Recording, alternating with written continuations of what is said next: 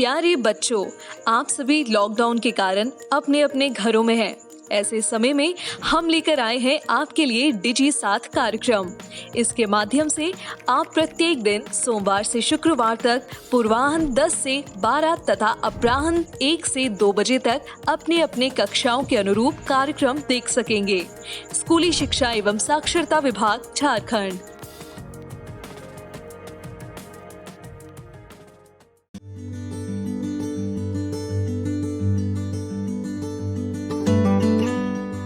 जोहार, JCERT की digital शाला में आपका स्वागत है। आज के सत्र में हम कक्षा 10 के हिंदी व्याकरण विषय के पाठ संयुक्त वाक्य के बारे में जानेंगे।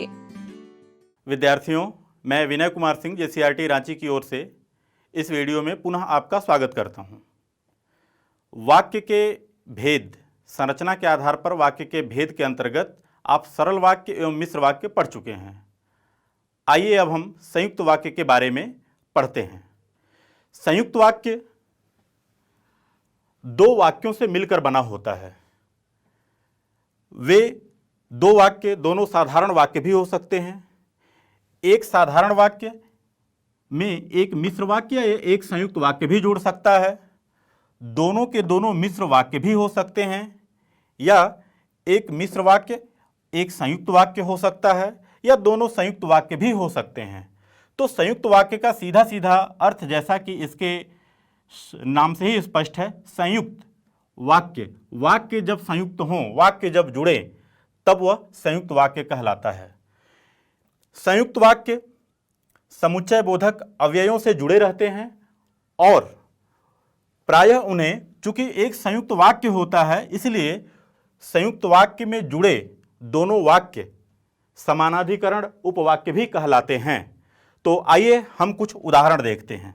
वह वाक्य जो दो प्रधान उपवाक्यों या ऐसे वाक्यों के संयुक्त करने से बनता है जिनका अपना अलग अलग अर्थ भी होता है। ये वाक्य समुच्चय बोधक अव्ययों से जुड़े होते हैं एवं समानाधिकरण उपवाक्य कहलाते हैं। उदाहरण देखिए। पहला, कोहली ने शतक लगाया और रोहित ने दोहरा शतक जड़ा। कोहली ने शतक लगाया, आप देख रहे हैं एक सरल वाक्य है क्योंकि इसमें एक विधेय है, लगाया। और रोहित ने दोहरा शतक जड़ा, यह भी एक सरल वाक्य है, लेकिन दोनों सरल वाक्यों को और समुच्चय बोधक अव्यय के माध्यम से जोड़ा गया है। इसीलिए यहाँ पर दो साधारण वाक्य, दो सरल वाक्य जुड़ने से एक संयुक्त वाक्य बना है। दूसरा उदाहरण देखिए। लॉकडाउन के कारण विद्यालय बंद हैं, इसीलिए प्रधानाध्यापक ने कहा कि शिक्षक ऑनलाइन पढ़ाएंगे। अब आप देख रहे हैं यहाँ लॉकडाउन के कारण विद्यालय बंद हैं, यह एक सरल वाक्य है, लेकिन इसके ठीक बाद एक समुच्चय बोधक अव्यय आया है, इसीलिए, और उसके बाद एक मिश्र वाक्य आ गया। क्या? प्रधानाध्यापक ने कहा कि शिक्षक ऑनलाइन पढ़ाएंगे। मिश्र वाक्य वाले उदाहरण में आपने देखा होगा यह संज्ञा आश्रित उपवाक्य वाला मिश्र वाक्य है। तीसरे उदाहरण को देखिए। निदेशक महोदय ने निर्णय लिया कि शिक्षक ऑनलाइन शिक्षण करेंगे। अब यह एक मिश्र वाक्य है, साथ ही इसके बाद एवं समुच्चय बोधक अव्यय आया है और दूसरा मिश्र वाक्य पुनः इसमें जुड़ गया। क्या? दूरदर्शन ने कहा कि ऑनलाइन शिक्षण विद्यार्थियों के हित में प्रसारित किया जाएगा। अब आपने देखा यहाँ दो मिश्र वाक्य एक साथ जुड़कर एक संयुक्त वाक्य बना रहे हैं और इन्हें जोड़ने वाला कौन है? एवं। चौथा उदाहरण देखिए। दिन में धूप खिली थी और रात में वर्षा हो रही है, एवं बिजली चमक रही है तथा बादल गरज रहे हैं। दिन में धूप खिली थी और रात में वर्षा हो रही है, यह दो साधारण वाक्यों से बना हुआ एक संयुक्त वाक्य है। इसके बाद एवं एक समुच्चय बोधक अव्यय है और इसके ठीक बाद दो साधारण वाक्यों से बना एक और संयुक्त वाक्य जुड़ा हुआ है। क्या? बिजली चमक रही है तथा बादल गरज रहे हैं। इस तरह इस उदाहरण में हमने देखा कि दो संयुक्त वाक्य एक साथ मिलकर के एक संयुक्त वाक्य बना रहे हैं। विद्या से ज्ञान बढ़ता है, समझ विकसित होती है, विचार क्षमता पैदा होती है और सम्मान प्राप्त होता है। अब इसमें आप देख रहे हैं विद्या से ज्ञान बढ़ता है एक साधारण वाक्य है, समझ विकसित होती है दूसरा साधारण वाक्य है, विचार क्षमता पैदा होती है तीसरा साधारण वाक्य है, और इसके बाद और समुच्चय बोधक अव्यय आया और इस समुच्चय बोधक अव्यय के बाद सम्मान प्राप्त होता है, चौथा साधारण वाक्य आ गया। इस तरह चार साधारण वाक्य जुड़े हुए हैं, लेकिन इनके बाद विद्या से ज्ञान बढ़ता है। आप देख रहे हैं कोई समुच्चय बोधक अव्यय नहीं है, बल्कि क्या है, कॉमा है। समझ विकसित होती है, इसके बाद क्या है, कॉमा है। क्या विचार क्षमता पैदा होती है, इसके बाद समुच्चय बोधक अव्यय आया है। लेकिन यह पूरा का पूरा 4 साधारण वाक्यों से जुड़ा हुआ बना हुआ एक संयुक्त वाक्य है। अब आप इन 5 उदाहरणों के माध्यम से समझ गए होंगे। क्या समझ गए होंगे कि एक संयुक्त वाक्य 2 वाक्यों के जुड़ने से बनता है, जिन्हें समानाधिकरण उपवाक्य भी कहते हैं, और इन 2 वाक्यों को जोड़ने के लिए समुच्चय बोधक अव्ययों का प्रयोग किया जाता है। पहले उदाहरण में क वाले में 2 सरल वाक्य जुड़ करके संयुक्त वाक्य बनाते हैं। दूसरे उदाहरण में एक सरल वाक्य और एक मिश्र वाक्य जुड़ करके, तीसरे उदाहरण में दोनों मिश्र वाक्य जुड़े हुए हैं और एक संयुक्त वाक्य बनाते हैं। चौथे उदाहरण में 2 संयुक्त वाक्य जुड़े हुए हैं और 5वें उदाहरण में 4 सरल वाक्य जुड़ करके एक संयुक्त वाक्य बनाते हैं। तो इस तरह से आपने संयुक्त वाक्य समझा। अब आइए हम आगे देखते हैं। विद्यार्थियों, आपने संयुक्त वाक्य को उदाहरण सहित समझा। अब यहाँ ब्लैक बोर्ड पर देखिए, मैंने लिखा है संकुचित संयुक्त वाक्य और अध्याहार। यह क्या है? तो पहले इस उदाहरण को देखिए। आपने संयुक्त वाक्य के पहले उदाहरण में क्या देखा था? कोहली ने शतक लगाया और रोहित ने दोहरा शतक लगाया जड़ा। जो भी क्रिया आप समझ लें। यहां हमने क्या लिखा है? कोहली ने शतक लगाया और रोहित ने दोहरा शतक। यहां पर क्रिया, यहां देखिए क्रिया नहीं है, खाली जगह है। ये क्यों खाली जगह रखा गया है? इसी तरह दूसरा उदाहरण देखिए, आओ तो जाऊं। आओ के पहले तुम छिपा हुआ है, यहां पर तुम छिपा हुआ है, तुम आओ तो, और यहां पर मैं छिपा हुआ है, मैं जाऊं। लेकिन अर्थ स्पष्ट है, छिपा होने के बाद भी अर्थ स्पष्ट है। जैसे ही हमने कोहली ने शतक लगाया और रोहित ने दोहरा शतक, तो यह क्रिया ही यहां अर्थ प्रदान कर रही है। और यहां पर आओ और यहां पर जाऊं, ये दोनों क्रियाएं अपने साथ आओ तुम कर्ता और जाऊं मैं कर्ता को रखे हुए हैं और अर्थ को स्पष्ट कर रही हैं। ऐसा क्यों किया गया है? ऐसा किया गया है वाक्य में संक्षिप्तता लाने के लिए, ताकि अर्थ में गौरव आए, सुंदर लगे। अनावश्यक चीजों, ध्यान दीजिए मेरी बात को, जब भी वाक्य में अनावश्यक शब्दों को हटा दिया जाए लेकिन उससे अर्थ में कोई परिवर्तन नहीं आए, अर्थ स्पष्ट हो, तो उसे अध्याहार कहते हैं। उस प्रक्रिया को क्या कहते हैं? अध्याहार। अध्याहार किसे कहते हैं?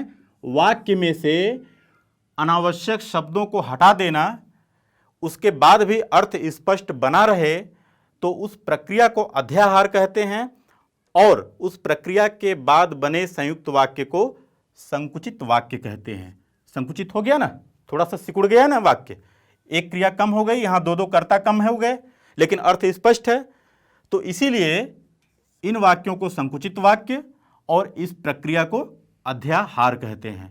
विद्यार्थियों, अब आइए हम देखते हैं कि आपके प्रश्न पत्र में प्रश्न कैसे पूछा जाएगा। आपके परीक्षा में प्रश्न का प्रारूप क्या होगा? आपसे वाक्य की, सरल वाक्य की, मिश्र वाक्य की या संयुक्त वाक्य की परिभाषा पूछ ली जाएगी और एक उदाहरण देने के लिए कह दिया जाएगा। दूसरा, जितने भी वाक्य हैं उनमें उद्देश्य और विधेय, वाक्य के ये 2 अंग हैं।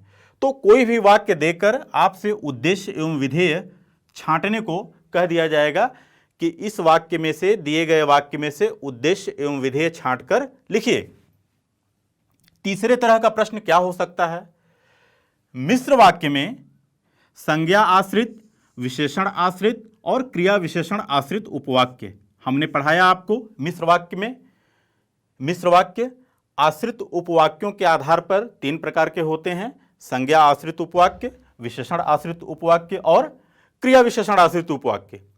तो आपसे परीक्षा में कोई एक मिश्र वाक्य दे करके कह दिया जाएगा, पूछ लिया जाएगा कि दिए गए वाक्य में आश्रित उपवाक्य छांटकर लिखिए और उसका नाम भी लिखिए। तो ऐसे भी प्रश्न बन सकता है। चौथा प्रकार क्या हो सकता है?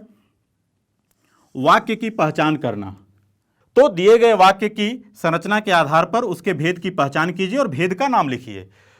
पांचवां और अंतिम प्रकार, वाक्य रूपांतरण करना। यही आपको समझना है और ध्यान देना है। अब हम इसके बारे में विस्तार से पढ़ेंगे। वाक्य रूपांतरण, एक सरल वाक्य दे दिया जाएगा और कह दिया जाएगा कि इस वाक्य को मिश्र वाक्य में बदलिए। एक मिश्र वाक्य दे दिया जाएगा, कह दिया जाएगा इसे संयुक्त वाक्य में बदलिए, या एक संयुक्त वाक्य दे करके कह दिया जाएगा इसे मिश्र वाक्य में बदलिए, या संयुक्त वाक्य दे करके एक सरल वाक्य में बदलिए। मतलब तीनों वाक्यों में से कोई एक देकर और तीनों में से किसी एक में बदलने को आपसे कह दिया जाएगा। तो जब भी हम वाक्य रूपांतरण करते हैं, किसी भी वाक्य को बदलते हैं, तो मुख्य ध्यान रखने वाली चीजें क्या हैं? पहली चीज तो यह कि वाक्य का अर्थ, पहले वाक्य में जो अर्थ है, पहले वाक्य से जो विचार पूर्णता स्पष्ट हो रही है, जब हम वाक्य बदलेंगे तब भी वही विचार पूर्णता स्पष्ट होनी चाहिए। वाक्य सरल से मिश्र या संयुक्त हो सकता है, लेकिन उसके अर्थ, उसकी विचार पूर्णता में कोई परिवर्तन नहीं होना चाहिए। यही ध्यान रखने की मूल बात है। रूपांतरण करने के लिए हम क्या करते हैं? या तो बदलाव करते हैं, वाक्य में बदलाव करते हैं। कैसे बदलाव करते हैं? उसमें कुछ जोड़ते हैं या फिर उसमें से कुछ हटाते हैं, निकालते हैं। तो या तो कुछ जोड़ते हैं या कुछ हटाते हैं, कुछ घटाते हैं, कुछ कम करते हैं और इस तरह से उस वाक्य में बदलाव करते हैं। वही बदलाव हमारा रूपांतरण कहलाता है। लेकिन ध्यान रखने की चीज यह है कि उस वाक्य के अर्थ में कोई अंतर नहीं आना चाहिए, सिर्फ वाक्य की संरचना बदलनी चाहिए। विद्यार्थियों, आइए अब हम वाक्य रचनांतरण, वाक्य रूपांतरण पढ़ते हैं। वाक्य को संरचना के आधार पर 3 प्रकार होते हैं वाक्य, आपने जाना। आपके सामने एक वाक्य लिखा हुआ है, आप जान गए हैं यह सरल वाक्य है क्योंकि इसमें एक विधेय है। मैंने पढ़ाया है, आप पढ़ चुके हैं इसे। परीक्षा में यह वाक्य देकर आपसे कह दिया जाए कि दिए गए वाक्य को मिश्र वाक्य में बदलिए, तो आप कैसे बदलेंगे? आइए बदलते हैं इसको मिलकर के। विद्वान को सभी चाहते हैं। इसमें विद्वान को आप ध्यान दीजिए, यहां लिख रहा हूं मैं, जो विद्वान होते हैं, जो विद्वान होते हैं, जो विद्वान होते हैं। इस वाक्य को पढ़कर आप देखिए जरा, क्या विचार पूर्णता हुई? अर्थ स्पष्ट हुआ? अधूरा लग रहा है। जो विद्वान होते हैं, अधूरा लग रहा है। अब इसे पूरा करने के लिए यहां पर विधेय है होते हैं, लेकिन अधूरा है। इसे पूरा करने के लिए अब हम ले आते हैं उन्हें सभी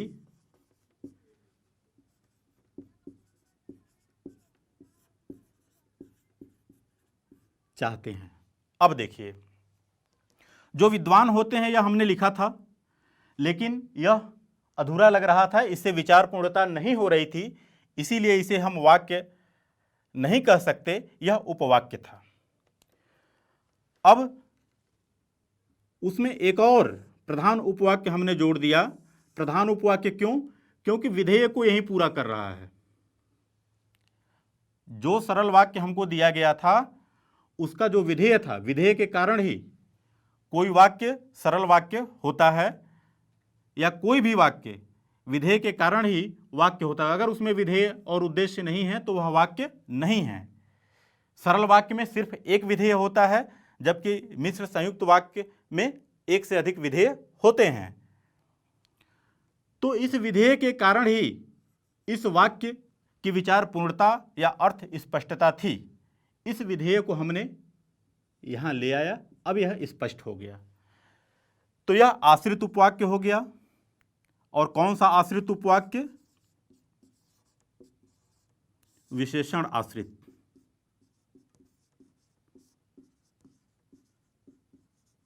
उपवाक्य। और यह हो गया प्रधान उपवाक्य।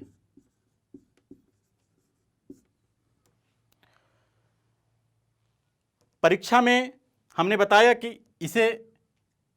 इस सरल वाक्य को देकर आपको मिश्र वाक्य बनाने को कहा जाएगा, आपने बना लिया।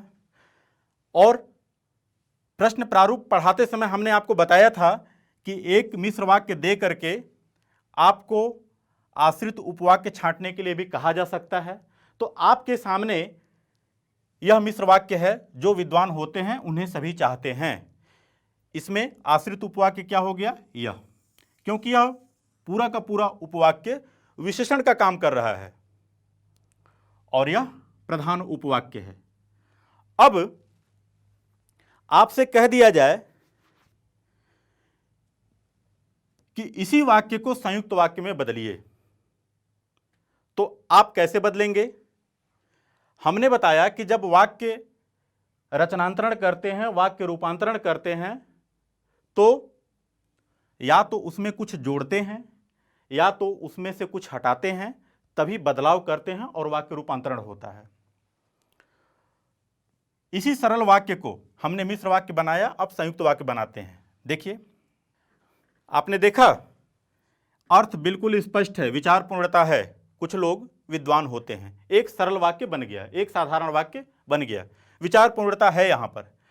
लेकिन हमारा विधेय छूटा हुआ है, हमारा विधेय छूटा हुआ है सरल वाक्य का, और इसमें एक और वाक्य हमें अभी जोड़ना है। तो विद्वान के बारे में तो हमने बात कर ली, लेकिन दूसरा हिस्सा सभी चाहते हैं, वह छूटा हुआ है। आइए जोड़ते हैं इसमें एक और वाक्य। कुछ लोग विद्वान होते हैं और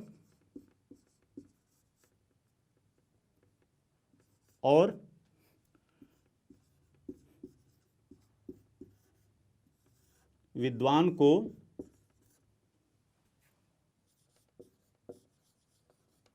सभी चाहते हैं।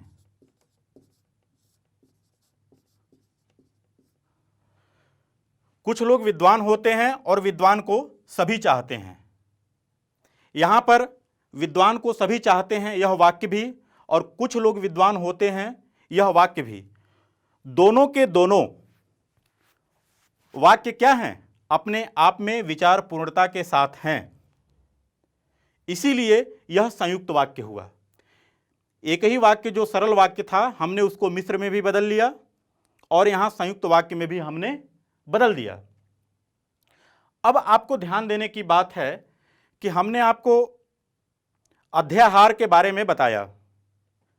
क्या इसमें से कुछ हम कर सकते हैं? इस वाक्य को और संकुचित कर सकते हैं, छोटा कर सकते हैं? देखिए, कुछ लोग विद्वान होते हैं और विद्वान को सभी चाहते हैं। यहां पर विद्वान विद्वान दो बार आया है और दो बार आने से थोड़ा सा इसके अर्थ गौरव में कमी महसूस हो रही है। तो इसको हम जरा संक्षिप्त करके देखते हैं, क्या अर्थ स्पष्टता बनी रहती है। अब विद्वान को हम हटा देते हैं और लिखते हैं उन्हें। कुछ लोग विद्वान होते हैं और उन्हें सभी चाहते हैं। आपने देखा अर्थ में कोई अंतर नहीं आया। तो यह अध्याहार से बनाया हुआ संकुचित वाक्य भी, अध्याहार से बनाया हुआ संकुचित संयुक्त वाक्य भी सही है और इसके पीछे जो लिखा गया था वह भी सही था। लेकिन संक्षिप्तता और अर्थ गौरव के लिए हमने क्या किया, इसे और संक्षिप्त कर दिया, इसे संकुचित कर दिया। तो आपने एक उदाहरण से समझ लिया कि हमें कैसे एक सरल वाक्य को मिश्र वाक्य में और एक सरल वाक्य को संयुक्त वाक्य में बदलना है। परीक्षा में मान लीजिए यही संयुक्त वाक्य दे दे और कह दे सरल वाक्य में बदलिए। कुछ लोग विद्वान होते हैं और उन्हें सभी चाहते हैं, तो कैसे बदलेंगे सरल वाक्य में? विद्वान को सभी चाहते हैं। यह संयुक्त वाक्य दे दे, कह दे कि मिश्र वाक्य में बदलिए, कुछ लोग विद्वान होते हैं और उन्हें सभी चाहते हैं। तो जो विद्वान होते हैं उन्हें सभी चाहते हैं, या अगर यही संयुक्त वाक्य दे तो यहां पर कुछ लगा हुआ है, तो इस कुछ लोग जो के बाद यहां पर कुछ लोग जोड़ सकते हैं आप, या लोग जोड़ सकते हैं, सिर्फ यहां पर लोग जोड़ दीजिए इस वाक्य में। अब देखिए, इस संयुक्त वाक्य को मिश्र वाक्य में बदलने के लिए आ जाए तो आप कैसे बदलेंगे?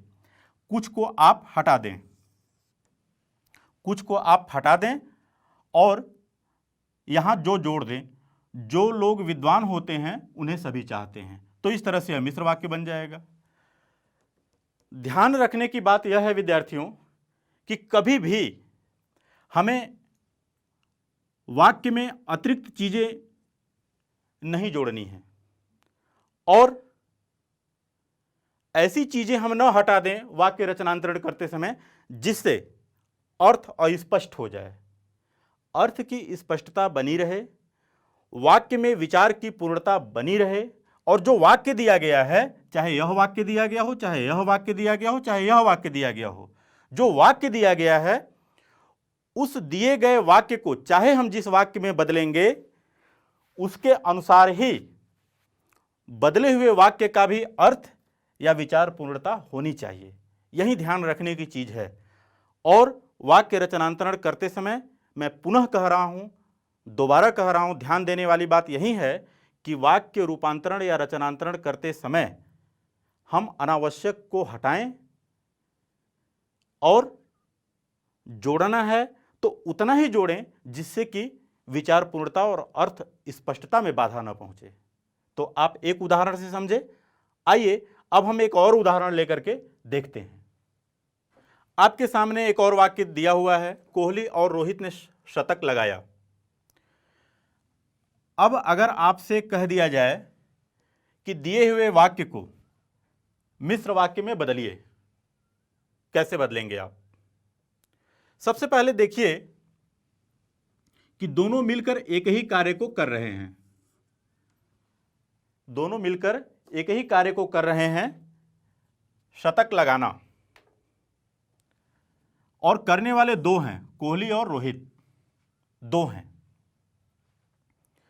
चूंकि एक ही कार्य दो लोग मिलकर के कर रहे हैं और हमें मिश्र वाक्य बनाना है, दो उपवाक्य बनाने हैं, एक प्रधान उपवाक्य और दूसरा आश्रित उपवाक्य बनाना है, इसीलिए हम क्रिया विशेषण आश्रित उपवाक्य का सहारा लेंगे। तो आइए बनाकर देखते हैं।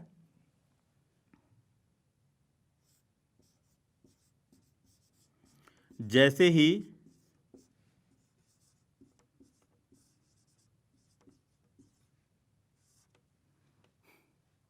कोहली ने शतक लगाया,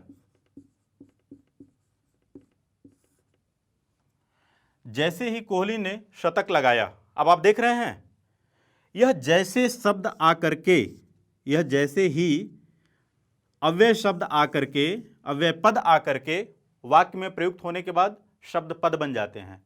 हमने वाक्य की परिभाषा वाले वीडियो में ही आपको पहले बता दिया है। तो यह अव्यय पद आकर के क्या करता है? इस वाक्य में कुछ न कुछ अधूरापन भर देता है। इससे यह वाक्य क्रिया होने के बाद भी अस्पष्ट और अधूरा लग रहा है।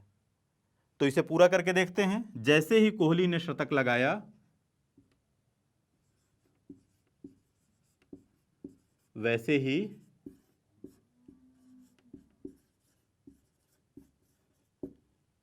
रोहित ने भी शतक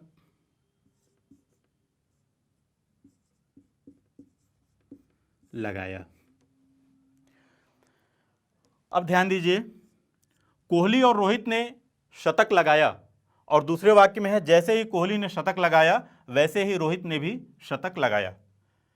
दोनों वाक्य में एक ही विचार है, दोनों वाक्य में एक ही अर्थ है, लेकिन यह मिश्र वाक्य हो गया और यह सरल वाक्य हो गया। यह सरल वाक्य हो गया, यह मिश्र वाक्य बन गया।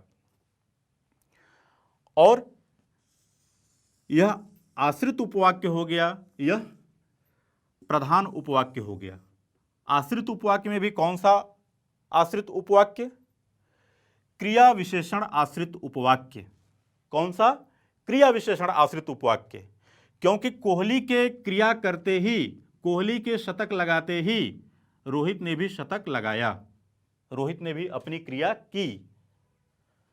तो यह उपवाक्य क्रिया विशेषण आश्रित उपवाक्य बन गया। आइए अब हम इसे संयुक्त वाक्य में बदल करके देखते हैं। अब अगर इसी वाक्य को आपको संयुक्त वाक्य में बनाने के लिए या बदलने के लिए, रचनांतरण के लिए, रूपांतरण के लिए पूछ दिया जाए परीक्षा में, तो आप कैसे बदलेंगे? ध्यान दीजिए, उद्देश्य दो हैं, कोहली और रोहित, और विधेय एक है। तो आइए बदल कर देखते हैं।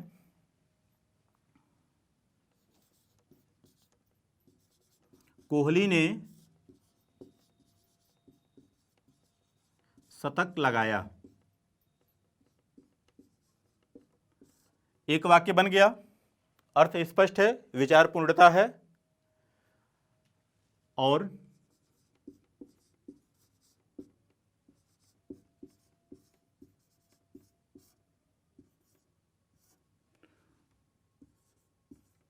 रोहित ने भी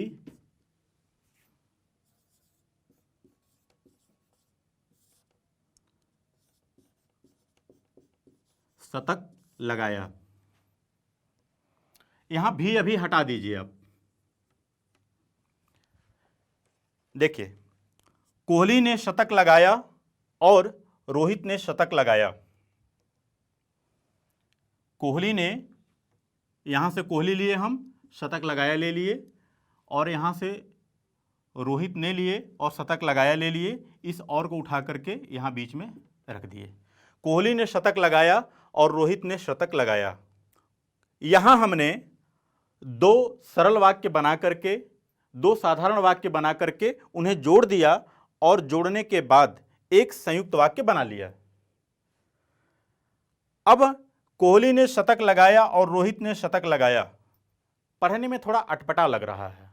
इसे और सुंदर बनाया जा सकता है संक्षिप्त करके, इसमें कसावट ला करके। कैसे? हमने आपको अध्याहार के विषय में संकुचित संयुक्त वाक्य के बारे में बताया है। आइए देखते हैं बना करके। कोहली ने शतक लगाया और रोहित ने भी। यहां आप मिटा दीजिए इसको।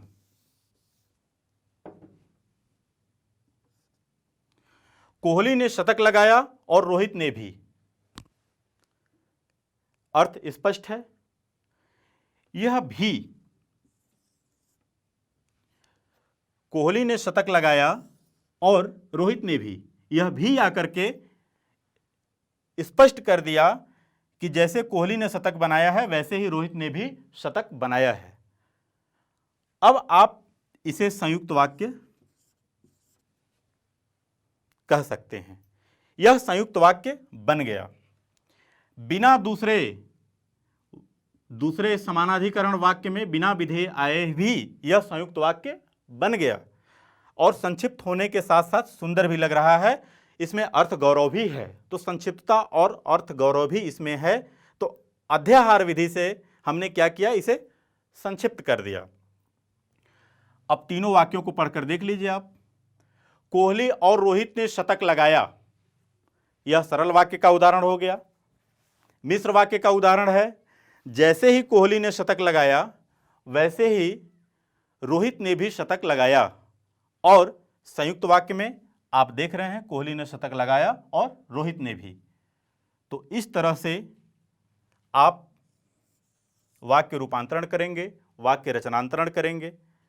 यही वाक्य अगर आपको पूछ दिया जाए और कह दिया जाए दिए गए वाक्य को पहचानिए और उसका नाम लिखिए, संरचना के आधार पर इस वाक्य का भेद बताइए, तो आप क्या कहेंगे? यह संयुक्त वाक्य है। तुरंत इसका उत्तर संयुक्त वाक्य लिखेंगे। क्यों? क्योंकि यहां दो साधारण वाक्य एक साथ जुड़े हुए हैं। इसी तरह यह वाक्य देकर नाम पूछा जाएगा, आप मिश्र वाक्य लिखेंगे। यह वाक्य देकर नाम पूछा जाएगा, आप सरल वाक्य लिखेंगे। यह वाक्य देकर सरल वाक्य में बदलने के लिए कहा जाएगा, आप बदल देंगे। यह वाक्य देकर के संयुक्त वाक्य में बदलने के लिए कहा जाएगा, आप बदल देंगे। तो एक ही वाक्य, चाहे वह मिश्र हो, कोई भी वाक्य चाहे वह मिश्र वाक्य हो, संयुक्त और सरल में बदल सकता है। चाहे वह सरल वाक्य हो, मिश्र और संयुक्त में बदल सकता है। चाहे वह संयुक्त वाक्य हो, वह मिश्र और सरल में बदल सकता है। तो इस तरह से हम वाक्य रचनांतरण करते हैं। विद्यार्थियों, अब आपका वाक्य वाला पाठ पूरा हुआ। आपने क्या क्या पढ़ा? वाक्य की परिभाषा पढ़ी, वाक्य के अंग पढ़े, शब्द और पद में आपने अंतर पढ़ा, सरल वाक्य, मिश्र वाक्य और संयुक्त वाक्य को उदाहरण के साथ आपने बाकायदे समझा। मिश्र वाक्य आश्रित उपवाक्यों के आधार पर संज्ञा आश्रित उपवाक्य, विशेषण आश्रित उपवाक्य और क्रिया विशेषण आश्रित उपवाक्य 3 प्रकार के होते हैं, आपने उसे जाना। और साथ में यह भी जाना कि आपकी परीक्षा में प्रश्न का प्रारूप क्या होगा, उसे जाना। प्रश्न प्रारूप में वाक्य रचनांतरण कैसे कर सकेंगे आप, उसे आपने समझा। तो इतनी चीज़ों को आपने समझा। इनमें एक क्रम है, आप इसी क्रम में समझ गए होंगे। आप अपने शिक्षक के साथ जब कोई भी पाठ पढ़ें तो हर पाठ, चाहे वह गद्य का पाठ होगा, तो चाहे वह कहानी हो, निबंध हो, यात्रावृत्त हो, कोई भी पाठ आपका हो, वह किसी न किसी वाक्य में ही लिखा हुआ है। उसमें सरल वाक्य भी मिलेंगे, मिश्र वाक्य भी मिलेंगे और संयुक्त वाक्य भी मिलेंगे। तो पाठ पढ़ते समय हमेशा उस पर नज़र बनाए रखिए कि जो वाक्य आप पाठ में पढ़ रहे हैं वह सरल है, मिश्र है या संयुक्त है, और वह कैसे बना हुआ है।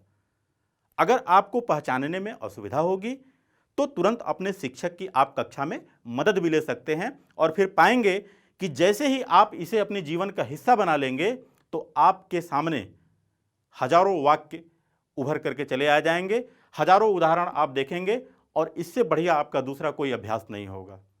तो पाठ पढ़ते समय पाठ के वाक्यों को जरूर ध्यान में रखेंगे आप। धन्यवाद। मुझे आशा है आप सभी लोग अच्छे से वाक्य को समझ गए होंगे, संरचना के आधार पर उसके भेद को भी समझ गए होंगे। पुनः आभार। इस प्रसारण से संबंधित सुझाव, अपने प्रश्न इत्यादि आप हमें jcertrg@gmail.com तथा टोल फ्री नंबर 1800-5728-585 पर संपर्क कर सकते हैं। प्यारे बच्चों, आप सभी लॉकडाउन के कारण अपने अपने घरों में हैं। ऐसे समय में हम लेकर आए हैं आपके लिए डिजी साथ कार्यक्रम।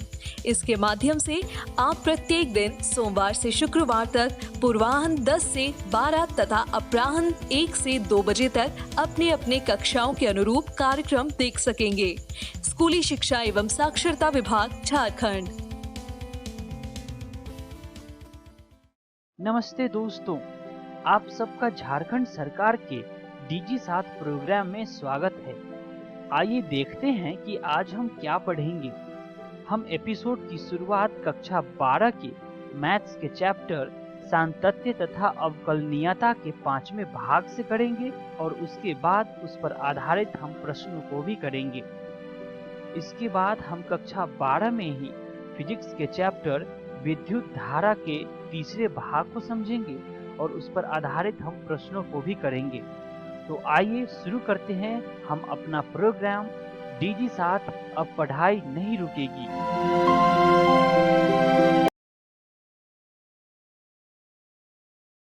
नमस्कार दोस्तों, आज के इस वीडियो में आपका स्वागत है।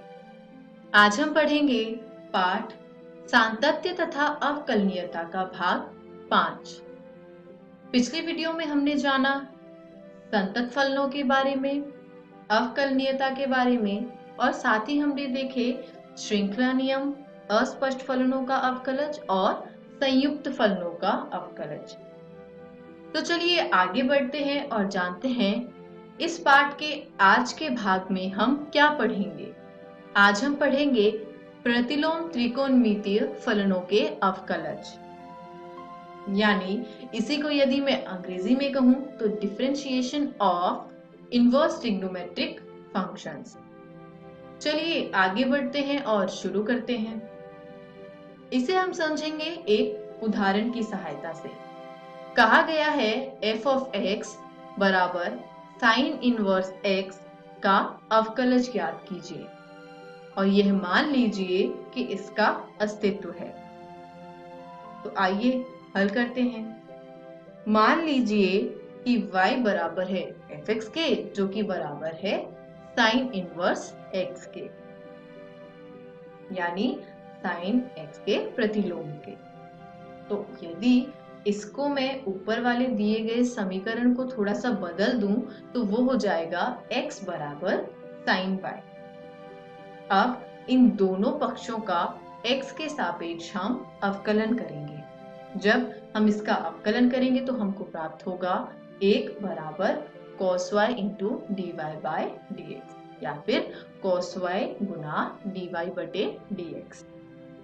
तो यहाँ पे हुआ क्या, जब हमने बाएं पक्ष का x के सापेक्ष अवकलन किया तो dx बटे dx हो गया 1, लेकिन साइन के साथ जो कोण है वो y है और x के सापेक्ष अवकलन किया जा रहा है। तो यहाँ हमने उपयोग में लाया श्रृंखला नियम को। तो साइन y का जब y के सापेक्ष में अवकलन हुआ तो वो हो गया cos y और साथ ही में गुना में रह गया dy बटे dx। आइए आगे बढ़ते हैं। अब यदि dy by dx गुना में जो cos y था उसको दूसरी ओर लिया जाए तो हो जाएगा dy बटे dx बराबर 1 बटे cos y, यानी हम ऐसे भी लिख सकते हैं कि dy by dx बराबर 1 बटे में cos गुना साइन इनवर्स x। कुछ नहीं किया है, सिर्फ y जो है उसका मान हमने समीकरण में स्थापित कर दिया है। अब हमें पता है कि cos y का मान शून्य नहीं हो सकता। क्यों? क्योंकि फलन परिभाषित नहीं रहेगा। यानी अगर cos y शून्य नहीं हो सकता तो इससे हमें सीधा परिणाम ये प्राप्त होता है कि साइन इनवर्स x जो है वो ना तो माइनस पाई बाय 2 के बराबर है और ना पाई बाय 2 के बराबर है। तो हम ये कह सकते हैं कि x का मान ना तो ऋणात्मक 1 के बराबर है ना ही 1 के बराबर है, जिससे हमें ये पता चला कि x जो है वो विवृत अंतराल -1, 1 में बिलोंग करता है। यानी x जो है वो -1 और 1 के बीच में दी गई कोई एक संख्या है। तो चलिए आगे बढ़ते हैं। अब हमें पता है कि x जो है वो -1, 1 के विवृत अंतराल में है, तो हम लिख सकते हैं कि साइन गुना साइन इनवर्स x जो है वो x के बराबर हो जाएगा। हमें पता है कि cos स्क्वायर थीटा बराबर होता है 1 माइनस साइन स्क्वायर थीटा के। और ऐसे कैसे? क्योंकि हमने पढ़ रखा है कि cos square theta plus sine square theta बराबर हो जाएगा 1 के। तो इसे हल करने पर हमें प्राप्त होगा 1 माइनस साइन, अब y की जगह पे आप साइन इनवर्स x लिख दीजिए, तो ये हो जाएगा 1 माइनस साइन गुना में साइन इनवर्स x का होल का स्क्वायर। अब साइन से साइन इनवर्स जाएगा, जैसे कि आपने ऊपर देखा वहां पे केवल x बच जाएगा, तो ये हो गया 1 माइनस एक्स स्क्वायर, यानी cos स्क्वायर y का मान है 1 माइनस एक्स स्क्वायर। अब अगर cos स्क्वायर y का मान 1 माइनस एक्स स्क्वायर है तो cos y का होगा √1 माइनस एक्स स्क्वायर।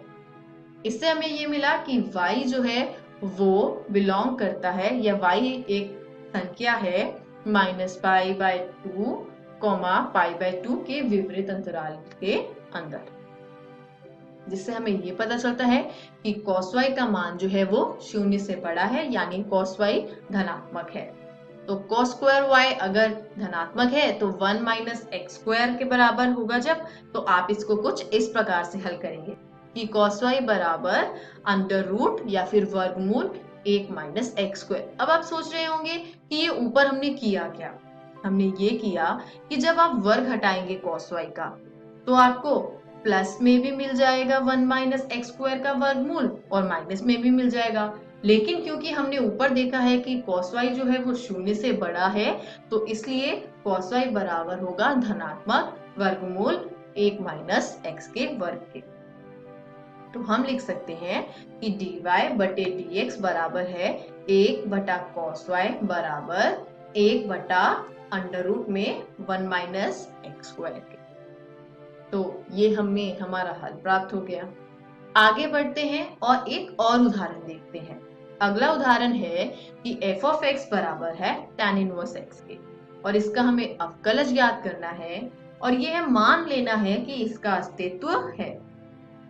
अब मान लीजिए कि y बराबर है fx के और वो बराबर है tan इनवर्स x के, तो हम लिख सकते हैं कि x बराबर है tan y के।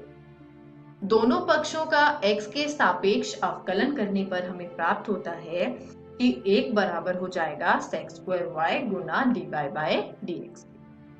अब ये हुआ कैसे? बाएं पक्ष में था x, उसका जब आप x के सापेक्ष अवकलन करेंगे तो आपको एक प्राप्त होगा, और दाएं पक्ष में है tan y। अब क्योंकि y है x तो है नहीं, तो इसको अवकलज अगर आपको ज्ञात करना है तो आपको यहाँ पर श्रृंखला नियम का उपयोग करना होगा, जो कि हो जाएगा sec स्क्वायर y गुना dy बटे dx। अब हमें इससे प्राप्त हो गया कि dy बाय dx बराबर होता है 1 बटे sec स्क्वायर y के। अब हमें पता है कि sec square theta minus tan square theta होता है 1 के बराबर, तो sec स्क्वायर थीटा की जगह हम लिख सकते हैं 1 प्लस tan स्क्वायर थीटा। लेकिन यहाँ पर थीटा की जगह y है, तो sec स्क्वायर y को हम लिख सकते हैं 1 प्लस tan स्क्वायर y। अब y हमारा क्या था? y बराबर fx बराबर tan इनवर्स x। तो y की जगह पर आप tan इनवर्स x डाल दीजिए और पूरे का वर्ग ले लीजिए, आपको मिल जाएगा 1 बटे में 1 जमा x स्क्वायर। वो तो था tan इनवर्स x का अवकलज। अब यहाँ पर आप इसी प्रकार से इन्हीं कुछ स्टेप्स को फॉलो करते हुए आप सारे जितने भी ये प्रतिलोम त्रिकोणमितीय फलन हैं, जैसे कि cos inverse x, cot inverse x, sec inverse x, cosec inverse x, इन सभी के अवकलज को प्राप्त कर सकते हैं। cos इनवर्स x का होता है -1 बटे under root 1 minus x square. cot inverse x का होता है -1 बटे 1 plus x square. sec inverse x का अवकलज होता है 1 बटा x गुना वर्गमूल x स्क्वायर माइनस 1, और cosec इनवर्स x का होता है -1 बटे में x गुना वर्गमूल x स्क्वायर माइनस 1। ये तो थे प्रतिलोम त्रिकोणमितीय फलन और उनके अवकलज। साथ ही में ये जो डोमेन ऑफ f डैश है, ये क्या है? ये होता है कि अवकलज के बाद जो आपको फलन प्राप्त हो रहा है उसका प्रांत क्या होता है। जैसे cos इनवर्स x का है -1,1, cot इनवर्स x का है r, sec इनवर्स x का है -∞, -1 यूनियन 1, इंफिनिटी, ऐसे ही cosec इनवर्स x का। आज के इस वीडियो को हम यही समाप्त करते हैं। आशा करती हूँ आज का अध्याय आपको समझ आया होगा। तो चलिए एक बार संक्षेप में देखते हैं आज हमने क्या सीखा। आज हमने सीखा प्रतिलोम त्रिकोणमितीय फलनों के अवकलज किस प्रकार प्राप्त किए जाते हैं, जिसमें हमने दो उदाहरण किए, tan इनवर्स x का और sin इनवर्स x का। तो चलिए आगे बढ़ते हैं और देखते हैं अगली वीडियो में हम क्या पढ़ेंगे। अगली वीडियो में हम जानेंगे चरघातांकी एवं लघुगणकीय फलनों के बारे में। अब घर जाइए, प्रश्नावली 5.2 में जितने भी प्रश्न दिए गए हैं आप सबको हल कर सकते हैं। निरंतर अभ्यास करते रहिए। किसी भी प्रकार के संदेह एवं सहायता के लिए हम हमेशा उपलब्ध हैं। धन्यवाद।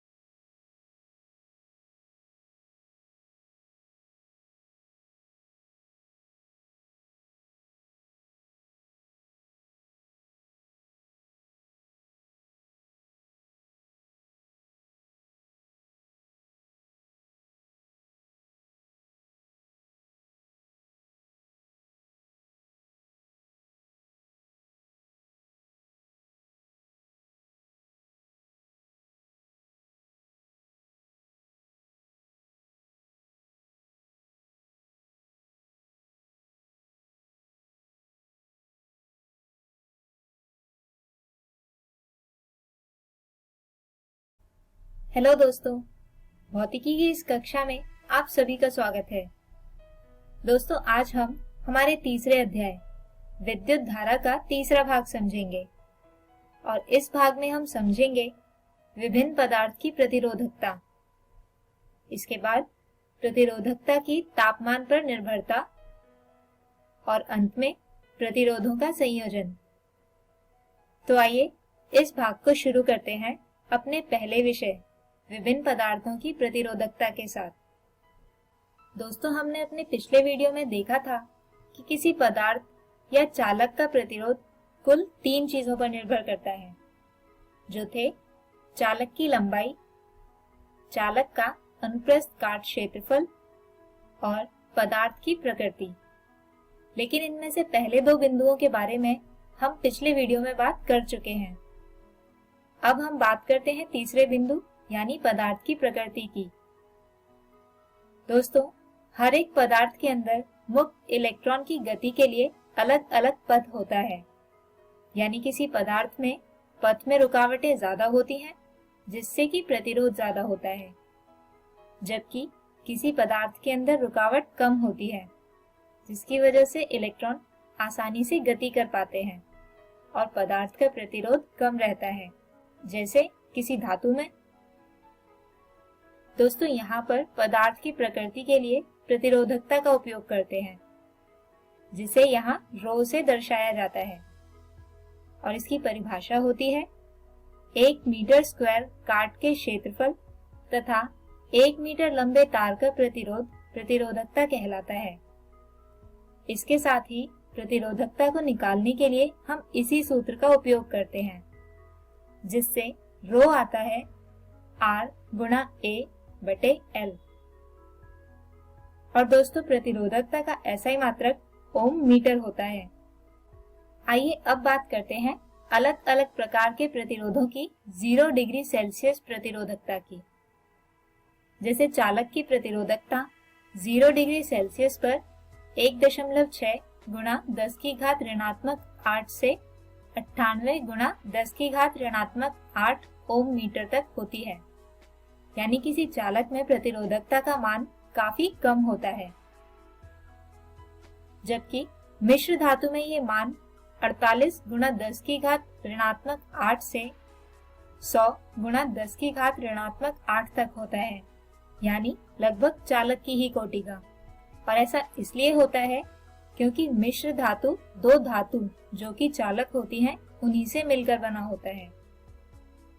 इसके अलावा अर्धचालक में प्रतिरोधकता का मान चालक से ज्यादा यानी 3.5 गुणा 10 की घात ऋणात्मक 5 से 2.3 गुणा 10 की घात 3 तक होता है।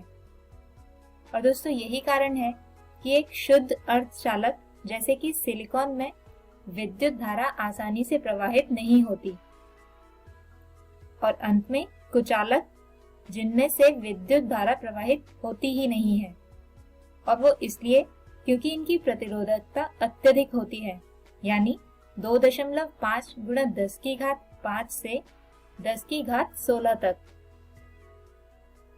पदार्थ की प्रकृति के साथ साथ प्रतिरोधकता पदार्थ के ताप पर भी निर्भर करती है, जिसे इस समीकरण से दर्शाया जा सकता है। दोस्तों, इस समीकरण के अनुसार किसी ताप T पर प्रतिरोधकता रो T बराबर होती है रो नॉट ब्रैकेट 1 जमा अल्फा ब्रैकेट T घटा T नॉट के। यहाँ पर रो T ताप पर पदार्थ की प्रतिरोधकता है, जबकि रो नॉट 0 डिग्री सेल्सियस पर पदार्थ की प्रतिरोधकता है। दोस्तों, अल्फा को कहा जाता है प्रतिरोध का तापमान गुणांक और T होता है वह तापमान जिस पर प्रतिरोधकता को मापना है, और अंत में T नॉट 0 डिग्री सेल्सियस होता है। इसके अलावा विश्रांति काल टाउ के संदर्भ में पदार्थ की प्रतिरोधकता को लिखा जाता है रो बराबर m बटे n e की घात 2 टाउ। तो दोस्तों, अगर हम ऊपर वाली समीकरण से 3 अलग अलग पदार्थ जैसे कि सोना, तांबा और चांदी के लिए ग्राफ बनाएं तो वो कुछ इस तरह से आएंगे। दोस्तों ये तीनों ही धातु यानी चालक हैं। हाँ, बस इनकी प्रतिरोधकता अलग अलग होती है। जैसे कि सबसे कम प्रतिरोधकता है Ag यानी चांदी की, जबकि सबसे ज्यादा प्रतिरोधकता है सोने की। अब अगर हम तीन अलग अलग प्रकार के पदार्थ यानी चालक, अर्धचालक और कुचालक के लिए ग्राफ बनाएं तो वो कुछ इस तरह से होंगे। जैसे कि सबसे पहले किसी चालक के ग्राफ की प्रकृति अगर हम देखें तो वह कुछ इस तरह से होगी। अब अगर मिश्र धातु के लिए देखें तो मिश्र धातु के लिए ग्राफ की प्रकृति रेखीय होगी, कुछ इस तरह से। और अंत में अर्धचालक की अगर बात करें तो अर्धचालक के लिए ग्राफ कुछ इस तरह की प्रकृति का होगा, यानी जैसे जैसे ताप का मान बढ़ेगा वैसे वैसे पदार्थ की प्रतिरोधकता घटती जाएगी। आइए अब बात करते हैं प्रतिरोधों के संयोजन की। दोस्तों किसी परिपथ में किन्हीं दो या दो से अधिक प्रतिरोधों को मुख्यतः दो तरह से जोड़ा जाता है। पहला संयोजन कहा जाता है श्रेणी क्रम संयोजन, जबकि दूसरा संयोजन कहलाता है समांतर क्रम या पार्श्व क्रम संयोजन। तो आइए अब सबसे पहले समझते हैं श्रेणी क्रम संयोजन को। दोस्तों इस तरह के संयोजन में प्रतिरोध एक दूसरे से एक के बाद एक सिरे से जुड़े होते हैं। अब जैसे यहाँ इस चित्र में दिखाया गया है कि R2 प्रतिरोध R1 प्रतिरोध के एक सिरे से जुड़ा है, जबकि R3 प्रतिरोध R2 के दूसरे सिरे से जुड़ा है। अब मान लीजिए कि इस पूरे परिपथ में बैटरी I धारा प्रवाहित करती है, तो इन तीनों ही प्रतिरोधों में से प्रवाहित होने वाली धारा समान यानी I ही होगी। यानी सभी प्रतिरोधों के माध्यम से प्रवाहित होने वाली विद्युत धारा समान होती है। इसके साथ साथ परिपथ का कुल प्रतिरोध सेल के आंतरिक प्रतिरोध सहित व्यक्तिगत प्रतिरोधों के योग के बराबर होता है। और अंत में किसी भी प्रतिरोधक में विभवांतर इसके प्रतिरोध के समानुपाती होता है। अब दोस्तों यहाँ पर इस पूरे परिपथ के लिए अगर हम देखें तो कुल प्रतिरोध RS होगा R1 जमा R2 जमा R3। तो अब बारी आती है दूसरे संयोजन यानी समांतर क्रम संयोजन की। इस तरह के संयोजन में सभी प्रतिरोधों के टर्मिनल एक दूसरे से किसी समान बिंदु पर जुड़े होते हैं। अब जैसे यहाँ इस चित्र में आप देख सकते हैं कि तीनों प्रतिरोध R1, R2 और R3 के टर्मिनल एक दूसरे से एक ही बिंदु पर जुड़े हुए हैं। अब अगर इस प्रतिरोध में बैटरी कुल विद्युत धारा I प्रवाहित करती है तो ये धारा इस उभयनिष्ठ बिंदु पर आकर विभाजित हो जाती है और तीनों प्रतिरोधों से धारा I1, I2 और I3 प्रवाहित होने लगती है। इसके साथ साथ सभी प्रतिरोधों में विभवांतर समान रहता है और इसका मान बैटरी के विभवांतर के बराबर ही होता है। इसके अलावा पार्श्वक्रम संयोजन के माध्यम से प्रवाहित होने वाली कुल धारा विभिन्न प्रतिरोधों के माध्यम से प्रवाहित व्यक्तिगत धाराओं के योग के बराबर होती है। और अंत में किसी भी प्रतिरोधक के माध्यम से धारा इसके प्रतिरोध के व्युत्क्रमानुपाती होती है। इसके अलावा किसी समांतर क्रम संयोजन के लिए परिपथ का कुल प्रतिरोध कुछ इस तरह से प्राप्त किया जा सकता है, यानी 1/Rp बराबर 1/R1 जमा 1/R2 जमा 1/R3। आइए अब इन्हीं विषयों पर आधारित एक उदाहरण समझते हैं। प्रश्न है, 3 प्रतिरोधों का एक समांतर क्रम संयोजन 20 वोल्ट की बैटरी से 5 एम्पीयर की विद्युत धारा लेता है। यदि 2 प्रतिरोधक 10 ओम और 8 ओम के हैं तो तीसरे का मान ज्ञात कीजिए। तो दोस्तों जैसा कि हमें प्रश्न में दिया गया है कि परिपथ में प्रतिरोध समांतर क्रम में है, जिसमें V बराबर है 20 वोल्ट के, I बराबर है 5 एम्पीयर और R1 है 10 ओम तथा R2 है 8 ओम। और R3 जो हमें निकालना है उसे हम मान लेते हैं कि वह है R। अब जैसा कि हम ओम के नियम से जानते हैं कि कुल प्रतिरोध Rp बराबर होगा V बटे I के, यानी 20/5 बराबर होगा 4 ओम के। इसके साथ साथ समांतर क्रम संयोजन में कुल प्रतिरोध को लिखा जा सकता है 1/Rp बराबर 1/R1 जमा 1/R2 जमा 1/R3। अब इसमें Rp, R1 तथा R2 का मान रखने और हल करने पर R आता है 40 ओम, यानी तीसरा प्रतिरोध 40 ओम का होगा। तो दोस्तों, हम उम्मीद करते हैं कि आपको आज का ये वीडियो समझ आया होगा। हमारे आज के इस वीडियो में हमने समझा विभिन्न पदार्थों की प्रतिरोधकता को, जिसे लिखा जा सकता है रो बराबर R गुणा A बटे L से। इसके बाद जाना प्रतिरोधकता की तापमान निर्भरता को और अलग अलग प्रतिरोधों के लिए प्रतिरोधकता और तापमान के बीच के ग्राफ को समझा। और अंत में हमने बात की प्रतिरोधों का संयोजन की, जो 2 प्रकार के होते हैं, श्रेणी क्रम संयोजन और पार्श्व क्रम संयोजन। हमारे अगले वीडियो में हम बात करेंगे विद्युत ऊर्जा की। इसके बाद समझेंगे विद्युत शक्ति को और अंत में हम बात करेंगे सेल, ईएमएफ और आंतरिक प्रतिरोध की। तब तक के लिए गुड बाय।